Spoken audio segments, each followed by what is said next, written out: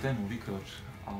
Vo veľa ľuďoch je túžba hovoriť evanjelium. Ježiš sám nás poslal kázať evanjelium, ale paradoxne na Slovensku je problém, že veľa ľudí je pasívnych, čo sa týka evangelizácie. Tým nemyslím pouličnú evangelizáciu, ale všeobecne k zdieľaniu evanjelia, k modleniu sa za ľudí. A to je vlastne niečo, čo sa prebudím a premenil vlastne celý priestor na Slovensko, aby ľudia boli naštartovaní, aby ľudia boli aktivovaní. Nie cez musíš, že musíš ísť a hovoriť ľuďom o Bohu. A nechceme to dávať do tohto zákonníctva, ale chceme, aby ľudia si uvedomili, kým sú v Bohu, a aké posolstvo nesú a že svet, ktorý to potrebuje okolo nás, hynie.